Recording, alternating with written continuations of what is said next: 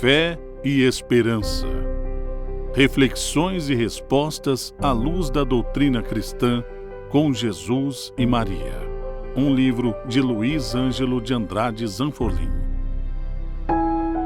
Parte 2, capítulo 3.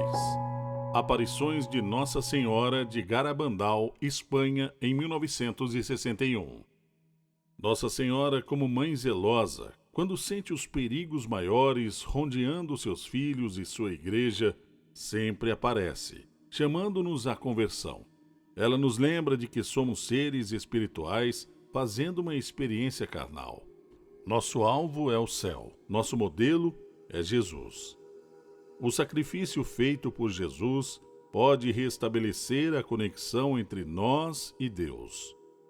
Embora esteja próxima a Santander, uma das melhores cidades da região norte da Espanha, Garabandal era uma aldeia paupérrima, um aglomerado de aproximadamente 80 casas de pedra, encravada no meio de uma grande cordilheira no norte da Espanha. O povoado recebia energia elétrica apenas algumas horas por dia e toda a alimentação chegava à cidade transportada por animais. A década de 60 foi marcada por profundas tensões entre Estados Unidos e União Soviética, que representava os ideais comunistas, como previsto por Nossa Senhora em Fátima, conforme citei anteriormente. Cuba aderiu ao comunismo, liderada por Fidel Castro, e era totalmente dependente de Moscou. Os cubanos permitiram a instalação de mísseis nucleares em seu território entre 16 e 28 de outubro de 1962, estrategicamente posicionados diante da proximidade da ilha com o estado norte-americano da Flórida. O presidente americano John F. Kennedy, assassinado em 22 de novembro de 1963, gerenciou uma crise por conta dos mísseis nucleares entre Estados Unidos, Cuba e União Soviética. Kennedy era católico e muito querido pelo seu país. Sua morte é coberta de mistérios até hoje. Não se sabe quem ou quais forças estavam por trás do assassinato. Seriam essas forças políticas e ideológicas? As hipóteses levam a crer que tais mentores viam seus interesses prejudicados pelas ações de Kennedy. Nessa época, o mundo esteve muito próximo de uma guerra mundial nuclear. Teria sido devastador para muitas nações. Os Estados Unidos já estavam em guerra contra o Vietnã desde 1959. Até o ano de 1975, o conflito ceifou a vida de muitos jovens. Em 1966, nascia o movimento hippie. Jovens entre 20 e 30 anos pregavam um amor livre, sexo sem compromisso, a liberação do uso de drogas, entre outros comportamentos muito liberais para a sociedade que emergia pós-Segunda Guerra Mundial. Na França, em maio de 1968, estudantes iniciaram ondas de protestos na capital Paris, exigindo mudanças nos currículos escolares, mais liberdade e mudanças sociais e políticas. O homem pousou na Lua pela primeira vez em 20 de julho de 1969. Isso representou um salto na evolução tecnológica. Lembremos que o avião foi inventado no início do século XX, em 1906, por Santos Dumont. Em apenas 63 anos, saímos de um avião rudimentar para uma tecnologia capaz de levar o homem à Lua. Na América Latina, em vários países como Argentina, Uruguai, Chile e Brasil, ganharam força movimentos políticos contra as influências externas de regimes comunistas. Esses movimentos tornaram-se ditaduras sanguinárias, com mortes e perseguições nefastas. É neste contexto mundial que Nossa Senhora aparece em Garabandal, no dia 18 de junho de 1961. Era um final de tarde e 4 jovens colhiam maçãs num pomar do vizinho. Maria Concepción González, Conchita, então com 12 anos, é órfã de pai. Jacinta Gonçalves, com 12 anos. Maria Dolores Mazon, Loli, com 12 anos. Maria Cruz González Garrido, com 11 anos. Inicialmente lhes apareceu uma figura muito bonita, envolta numa luminosidade que não feria os olhos. Essa aparição se deu primeiramente a Contita, que imediatamente entrou em êxtase. Voltou-se para trás e fixou os olhos no céu. As outras 3 ficaram assustadas ao vê-la naquela situação, mas então perceberam a presença de um anjo e gritaram ao mesmo tempo: "O anjo!" Nesse instante, as 4 meninas, em profundo silêncio e em contemplação, entraram em êxtase por cerca de 30 minutos. Esse fato foi presenciado por um morador local chamado João Alvarez Seco, um guarda civil. Ele contou a ocorrência a outras pessoas, muito impressionado. Como em Fátima, muitas aparições são precedidas por anjos como preparação. A primeira aparição da Mãe de Deus aconteceu às 18 horas do dia 2 de julho de 1961, enquanto as meninas caminhavam rezando o terço. Elas dirigiam-se ao local da aparição do anjo, já acompanhadas por uma pequena multidão de devotos e curiosos. A Rainha do Céu e da Terra apareceu entre 2 anjos. Um deles era São Miguel, que já havia se revelado, e o outro não se revelou. Imagina-se que este outro anjo fosse São Rafael ou São Gabriel. A Virgem se autodenominou Nossa Senhora do Monte Carmelo. Como em todas as aparições, Nossa Senhora vem para nos pedir a conversão e amor à Eucaristia, para comungarmos sempre com a boca e não nas mãos. Pede-se pela consagração ao coração sagrado de Jesus e a seu imaculado coração, para visitarmos com frequência o Santíssimo Sacramento nas igrejas, além de missas sempre e mais que somente aos domingos, para rezarmos pelos sacerdotes, pelas vocações e pela igreja, pela devoção e pelo uso do escapulário do Carmo, para orarmos diariamente o terço, fazermos sacrifícios e jejuns por nossa conversão e do mundo, principalmente para reparar as ofensas feitas a Jesus. Maria revelou a necessidade de rezarmos pelas almas do purgatório. Essas aparições ocorreram de 1961 a 1965. Houve mais de 1000 manifestações em quase 6 anos dessas aparições. Nossa Senhora deixou 3 profecias longas para a humanidade, porém ainda pouco divulgadas. As 3 mensagens principais deixadas aos videntes em Garabandal podem ser resumidas assim: o aviso, o milagre e o castigo. Veja a explicação de cada uma delas. O aviso. Virá um sinal como um raio brilhante, uma iluminação da consciência. Tal fato nos tornará capazes de ver o nosso eu pecador como ele verdadeiramente é visto por Deus e reformá-lo, de acordo com a vontade de Deus. Para todos, sem exceção, essa experiência será um momento de verdade. Causará um grande choque, mas muito salutar a todos que crerem. Sentiremos uma iluminação interior, uma forte contrição interior. Teremos aversão ao pecado e seremos impulsionados a não pecar mais. Essa realidade vai produzir uma explosão de santidade em escala global comparada a um Pentecostes planetário.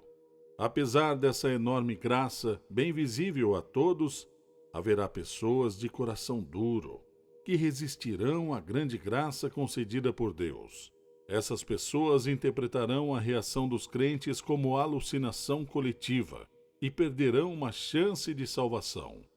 Os estudiosos desse aviso, milagre, dizem que a experiência será equivalente à de Paulo no encontro com Jesus a caminho de Damasco.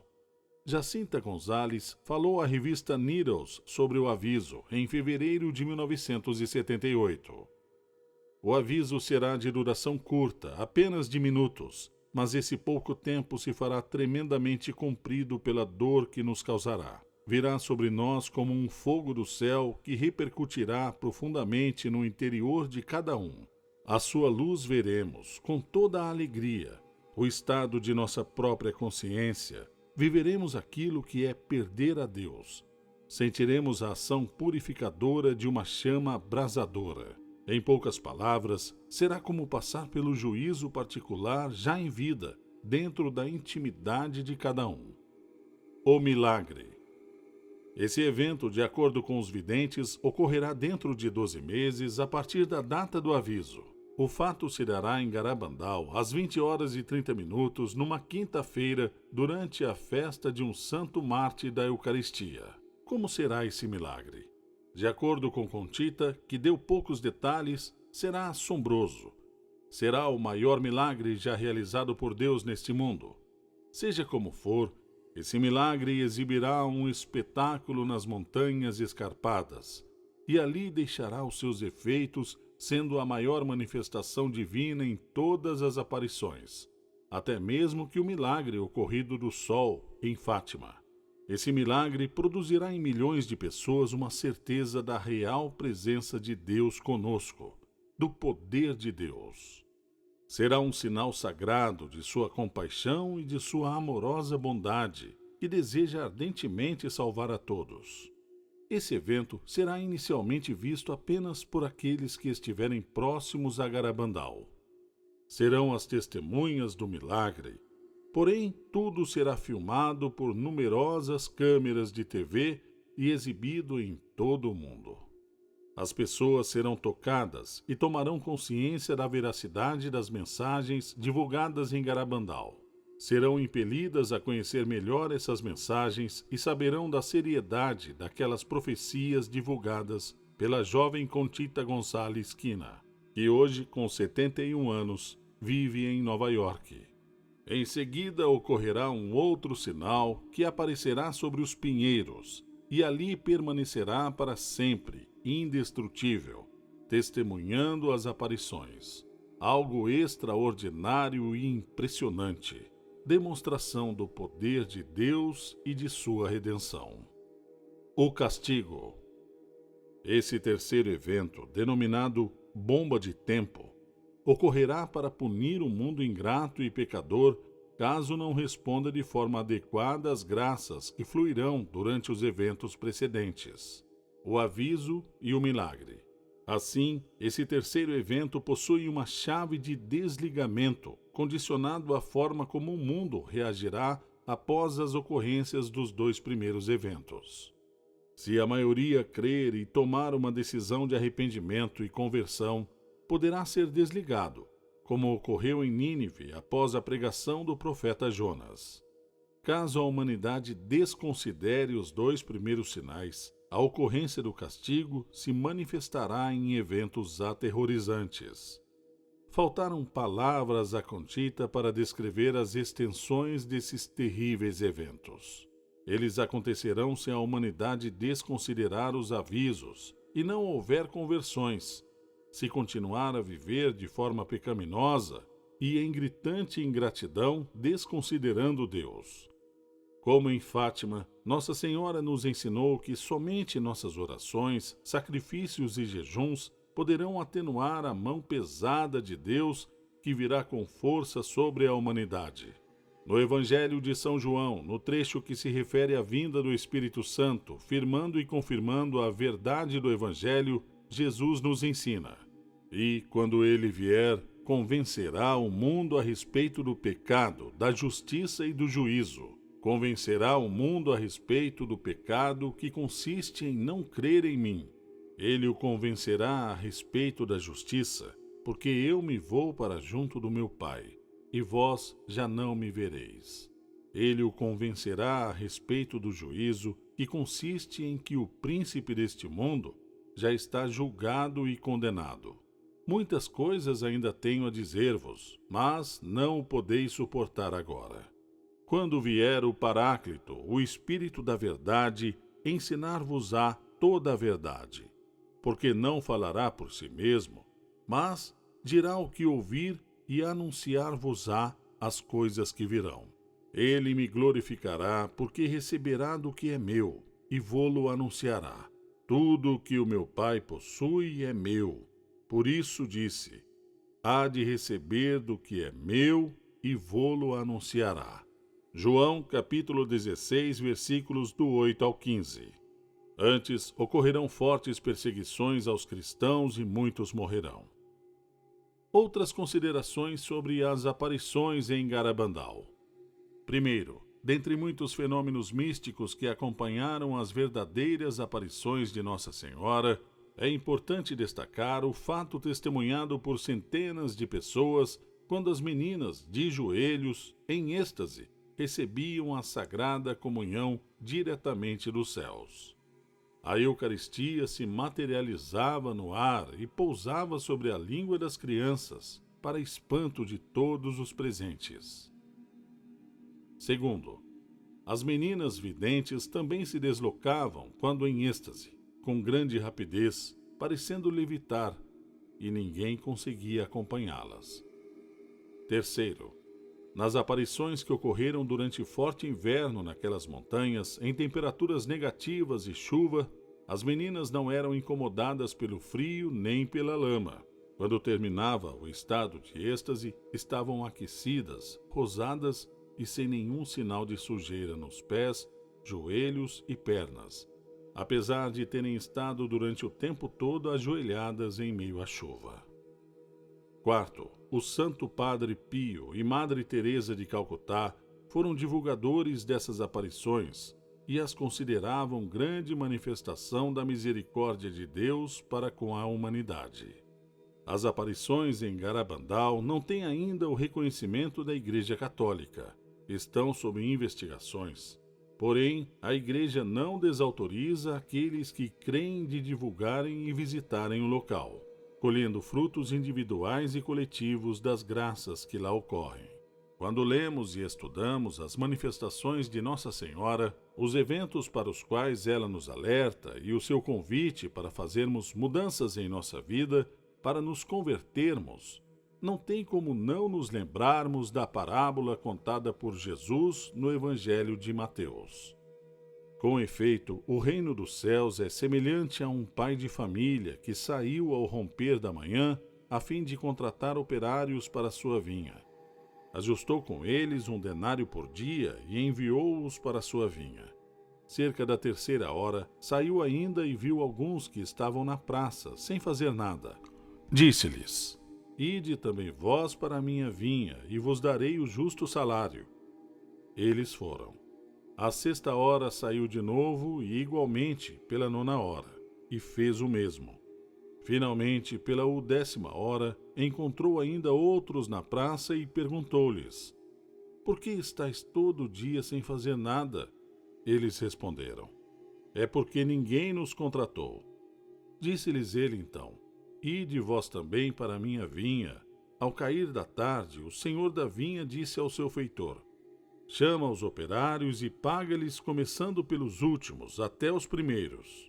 Vieram aqueles da 10ª hora e receberam cada qual 1 denário. Chegando por sua vez os primeiros, julgavam que haviam de receber mais, mas só receberam cada qual 1 denário. Ao receberem, murmuravam contra o pai de família, dizendo: Os últimos só trabalharam 1 hora, e deste-lhes tanto como a nós, que suportamos o peso do dia e do calor. O Senhor, porém, observou a um deles: Meu amigo, não te faço injustiça. Não contrataste comigo 1 denário? Toma o que é teu e vai-te. Eu quero dar a este último tanto quanto a ti. Ou não me é permitido fazer dos meus bens o que me apraz? Porventura vês com maus olhos que eu seja bom? Assim, pois, os últimos serão os primeiros, e os primeiros serão os últimos. Muitos serão chamados, mas poucos os escolhidos. Mateus capítulo 20, versículos do 1 ao 16. Parece-me bem claro nessa passagem o que está revelado na aparição de Nossa Senhora em Garabandal e em outras aparições. Haverá sinais evidentes para que todos se convertam no final dos tempos. Já houve sinais desde a ressurreição de Jesus, o maior de todos os sinais. Mesmo assim, os primeiros habitantes e testemunhas daquela época, principalmente os judeus, não se converteram e não reconheceram Jesus como Filho de Deus, o Messias prometido para a salvação. Nossos julgamentos são humanos, nosso senso de justiça é todo baseado na lógica humana e não no amor de Deus. que deseja sempre a salvação de todos. Para ser salvo, basta reconhecer os pecados e pedir perdão em nome de Jesus, o Salvador. Não podemos deixar de destacar a salvação do ladrão pregado ao lado de Cristo na cruz. Ele reconheceu Jesus como Salvador e recebeu o perdão e a misericórdia divina nos últimos instantes de vida. Jesus disse-lhe: "Hoje ainda estarás comigo no paraíso." Isso não significa que, tendo consciência da misericórdia de Deus, deixemos de nos converter a tempo. Não devemos tentar a Deus. Para aqueles que se convertem antes, a grande recompensa, que é viver neste mundo tão confuso e complexo em unidade com a Trindade. Viver com Cristo é estar preparado para quando formos chamados à nossa Páscoa individual, a morte. Estejamos preparados. Sigamos pela porta estreita e pelo caminho apertado, rumo ao céu, que sempre foi o nosso destino e para o qual fomos concebidos na graça de Deus. Aparições em Akita, Japão, em 1973. Os movimentos iniciados nos anos de 1960 se intensificaram na década seguinte. Cresceu o apelo pela liberdade sexual e pelo uso de drogas cada vez mais pesadas, principalmente entre os jovens. Intensificou-se a adoção da pílula anticoncepcional. Cresceram movimentos favoráveis ao divórcio e ao aborto. A Guerra do Vietnã chegou ao fim, com um desfecho sangrento. Novos gêneros musicais surgiram, como o rock progressivo. Em meio a tudo isso, transgredir regras virou moda. Grandes festivais promoviam a cultura hippie. Um dos mais famosos foi o de Woodstock, de 15 a 18 de agosto de 1969. O evento reuniu mais de 400 mil pessoas em Bethel, no estado de Nova York, Estados Unidos. Não só as músicas de Jimi Hendrix e Janis Joplin podiam ser ouvidas, mas também era pregado o amor livre e o consumo de drogas como forma de libertação dos antigos valores, principalmente dos cristãos, considerados então opressores e cerceadores da liberdade. A sociedade americana alcançava o status quo de renda mais alta, com sólida classe média direcionada ao consumo em busca do sonho americano. Os jovens defendem a liberdade e a busca pela realização dos sonhos em um ambiente repleto de ingredientes esotéricos, com introdução da New Age e muitos gurus. Deixou-se de lado a tradição cristã da sociedade conservadora que existia até o final da Segunda Guerra. No Brasil, consagravam-se inúmeros talentos nos festivais de música, como Caetano Veloso, Gilberto Gil, Ivan Lins, Maria Bethânia, Elis Regina, Raul Seixas e o grupo Mutantes. Foi uma época rica culturalmente, apesar da ditadura militar que vivíamos. Fomos tricampeões de futebol no México, no auge da forma física de Pelé e do time da seleção. Olhando para o século XX como um todo, percebem-se os problemas gerados pelo nosso afastamento de Deus e da Igreja. Permanecia a tensão entre Estados Unidos da América e União das Repúblicas Socialistas Soviéticas, a chamada Guerra Fria. Essa animosidade refletia-se no mundo. Como, por exemplo, podemos citar a Revolução Iraniana, que derrubou o Shah Reza Pahlavi. Tomou o poder uma casta de religiosos xiitas contrários aos Estados Unidos, liderados pelo líder extremo Khomeini, apoiado pela União das Repúblicas Socialistas Soviéticas. Na Segunda Guerra Mundial, o Japão acabou rendendo-se após sofrer o ataque de 2 bombas atômicas por parte dos Estados Unidos. Uma bomba foi lançada sobre Hiroshima e outra sobre Nagasaki. Os termos de rendição impunham ao Japão a ocupação militar pelos Estados Unidos, que se estendeu de 1945 a 1952. Os interesses norte-americanos sobre a região eram ameaçados pelos interesses soviéticos. Assim, Estados Unidos, estrategicamente, firmaram uma parceria econômica com o Japão e financiaram a reestruturação da nação asiática devastada pela guerra. Ao mesmo tempo, as tropas norte-americanas afastavam do território japonês qualquer possibilidade de influência soviética. Presenciou-se ali uma recuperação econômica marcada pela ocidentalização da cultura japonesa, que passou a incorporar em alta velocidade costumes norte-americanos de vida, diante do financiamento promovido pelos Estados Unidos. O mundo claramente estava caminhando para uma nova ordem moral, cultural, econômica e religiosa. Novamente, Maria Santíssima precisou vir a alertar seus filhos.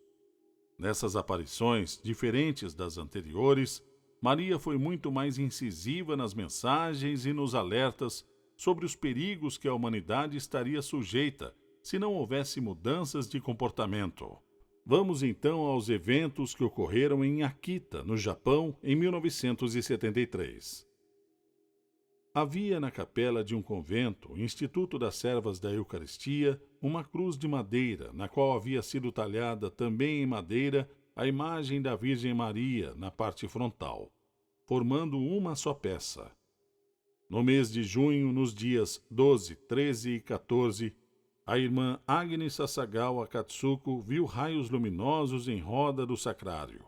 Em 28 de junho, numa quinta-feira, uma ferida em forma de cruz apareceu na palma de sua mão esquerda, causando-lhe muitas dores. À noite, a ferida já estava seca, mas inchada. Na sexta-feira de manhã, o sangue corria. No sábado, o sangue parava de jorrar e a chaga ficava seca. Em uma sexta-feira, dia 29 de junho, festa do Sagrado Coração de Jesus, apareceram 2 anjos em volta do altar cantando: Santo, Santo, Santo é o Senhor, Deus da glória. Todas as religiosas presentes viram os anjos e ouviram o canto. No dia 5 de julho, a surda irmã Agnes, na capela, ouviu uma voz dulcíssima e melodiosa que vinha da imagem de madeira. Primeira mensagem. Foi em 6 de julho de 1973 que Nossa Senhora lhe disse: Minha filha, minha noviça, você tem obedecido bem, abandonado tudo para me seguir? A doença em seus ouvidos é dolorosa? Sua surdez será curada, tenha certeza. A ferida em sua mão causa-lhe sofrimentos? Reze em reparação pelos pecados dos homens. Cada pessoa nesta comunidade é minha filha insubstituível. Você reza direito a prece das servas da Eucaristia? Então vamos rezá-la juntas. Oração. Sacratíssimo Coração de Jesus, verdadeiramente presente na Sagrada Eucaristia, eu consagro meu corpo e minha alma para ser inteiramente um com o vosso coração, sendo sacrificado a cada instante em todos os altares do mundo e dando louvor ao Pai, implorando pela vinda do seu reino.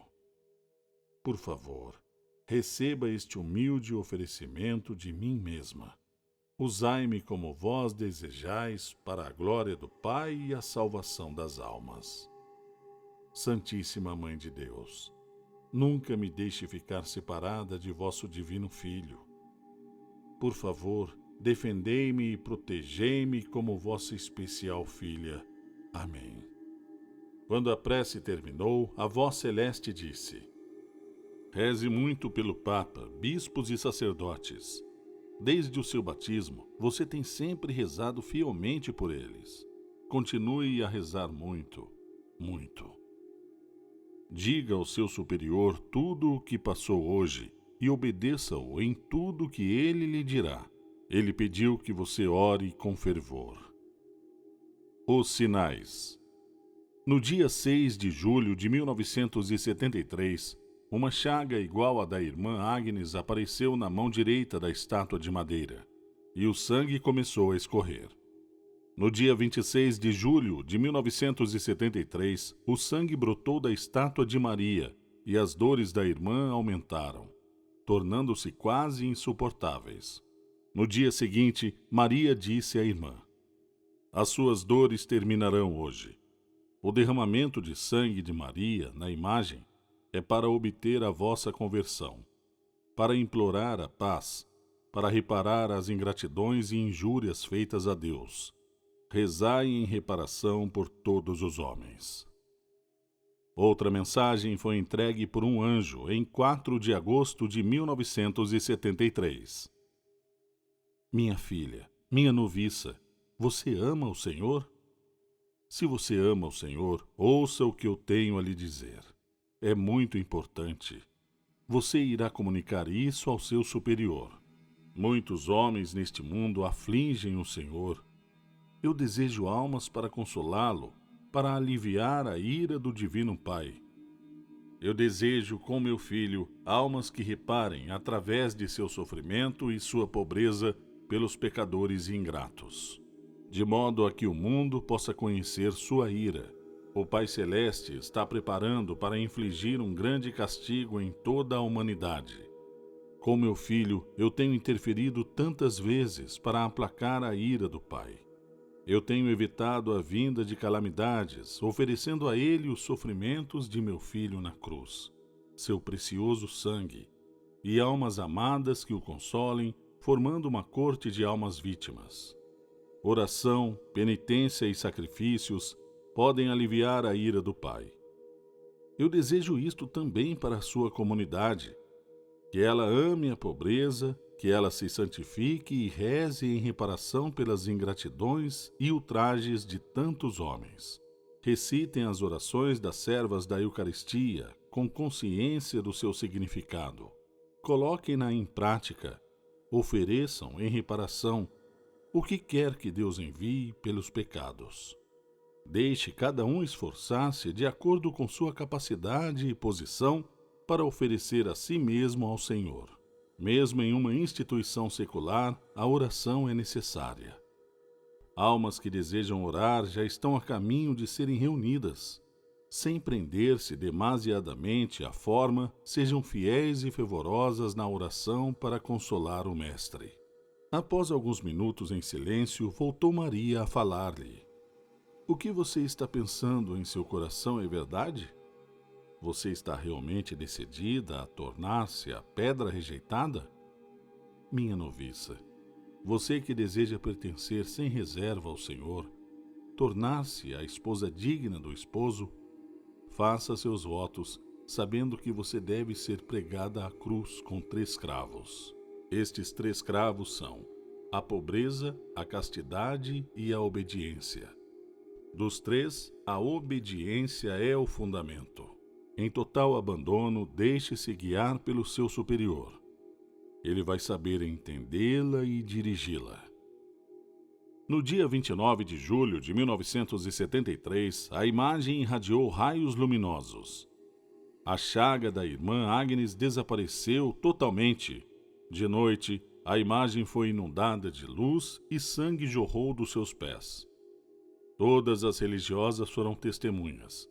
Novamente, um anjo disse-lhe: Maria derrama sangue. Ela está muito triste. Depois apareceu uma espécie de suor em todo o corpo da imagem, e ao mesmo tempo, na capela, sentiu-se um agradável perfume. Este perfume permaneceu durante os primeiros 15 dias de outubro, mês do Rosário. Terceira mensagem, em 13 de outubro de 1973. Minha querida filha, ouça bem ao que eu tenho a lhe dizer. Você irá informar seu superior. Após um curto silêncio, Maria tornou a falar-lhe.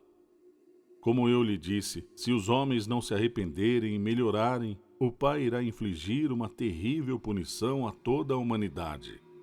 Será uma punição maior do que o dilúvio, tal como nunca se viu antes. Fogo cairá do céu e vai eliminar uma grande parte da humanidade, os bons assim como os maus, sem poupar nem sacerdotes nem fiéis. Os sobreviventes irão ver-se tão desolados que irão invejar os mortos. As únicas armas que irão restar para vocês serão o rosário e o sinal deixado pelo meu filho. Recitem todos os dias as orações do rosário. Com o rosário, rezem pelo Papa, os bispos e os sacerdotes. A obra do maligno vai infiltrar-se até mesmo dentro da igreja. de tal modo que se verão cardeais opondo-se a cardeais, bispo opondo-se a bispos. Os sacerdotes que me veneram serão desprezados e combatidos pelos seus confrades. Igrejas e altares serão saqueados. A igreja ficará cheia daqueles que aceitam compromissos, e o demônio vai pressionar muitos sacerdotes e almas consagradas a deixarem o serviço do Senhor. O demônio vai ser especialmente implacável contra as almas consagradas a Deus. O pensamento da perda de tantas almas é a causa de minha tristeza. Se os pecados aumentarem em número e gravidade, não haverá mais perdão para eles. Com coragem, fale ao seu superior. Ele saberá como encorajar cada uma de vocês a rezar e a fazer obras de reparação. É o bispo Ito que dirige a sua comunidade. Maria sorriu e disse-lhe: Você ainda tem algo a perguntar? Hoje é a última vez que eu vou falar com você em viva voz. De agora em diante, você irá obedecer àquele que foi enviado para você como seu superior. Reze muito as orações do rosário. Eu sozinha ainda sou capaz de salvar vocês das calamidades que se aproximam. Aqueles que colocarem sua confiança em mim serão salvos. Em 13 de outubro de 1974, durante a bênção do Santíssimo Sacramento, a irmã Agnes foi repentinamente curada da surdez. Naquela noite, ela comunicou o fato ao bispo Dom John Shoshiro Ito. Até 15 de setembro de 1981, portanto durante 6 anos e 9 meses, a Santíssima Virgem chorou 101 vezes. Foi constituída uma comissão de estudos para analisar os fatos. Concluíram que as lágrimas eram humanas, bem como o suor e o sangue. Tudo foi analisado pela Universidade de Akita e Gifu. O sangue era tipo O. Em abril de 1984, depois de anos de pesquisas e investigações, após consultas à Santa Sé em Roma e apresentações das conclusões, a Santa Sé e o bispo de Niigata, Dom John Shoshiro Ito, declararam os eventos como de origem divina e sobrenatural, autorizando toda a diocese e o mundo a venerar a Santíssima Mãe de Akita. Essa mensagem nos pede muitas orações pela Igreja, especialmente aos consagrados e ao Papa.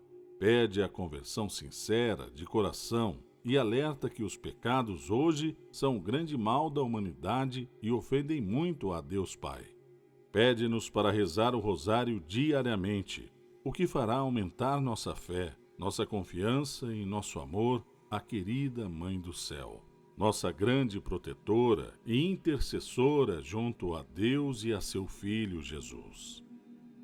Em julho de 1988, o então cardeal Joseph Ratzinger, prefeito da Congregação para a Doutrina da Fé, proferiu o julgamento final sobre os eventos. Ele disse que são confiáveis e dignos de fé.